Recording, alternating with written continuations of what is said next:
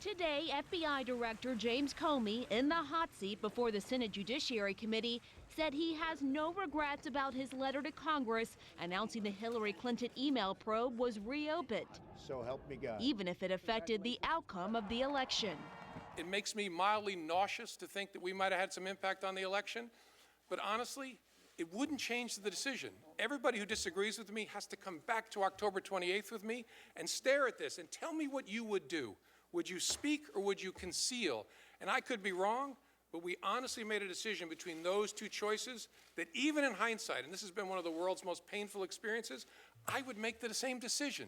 I would not conceal that on October 28th from the Congress. And Comey made the stunning admission his lack of confidence in Justice Department leadership after Attorney General Loretta Lynch met with Bill Clinton on a tarmac, paved the way for his unprecedented press conference last July, announcing he didn't recommend charges. The department leadership could not credibly complete the investigation and decline prosecution without grievous damage to the American people's confidence in the justice system. That was a hard call for me to make, to call the Attorney General that morning and say, I'm about to do a press conference and I'm not going to tell you what I'm going to say. And I said to her, I hope someday you'll understand why I think I have to do this. But look, I wasn't loving this. I knew this would be disastrous for me personally, but I thought this is the best way to protect these institutions that we care so much about. I want to start Democrats fired back, asking him why he didn't also publicly acknowledge the ongoing probe into Russians' connections with Trump campaign associates before the election. Had there been public notice that there was a renewed investigation into both campaigns, I think the impact would have been different. Would you agree?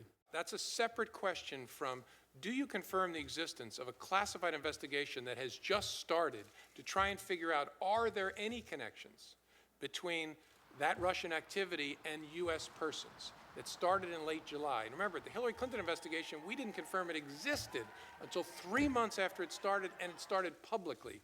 So I thought the consistent principle would be, we don't confirm the existence of certainly any investigation that involves a U.S. person, but a classified investigation in its early stages. We don't know what we have, what is there.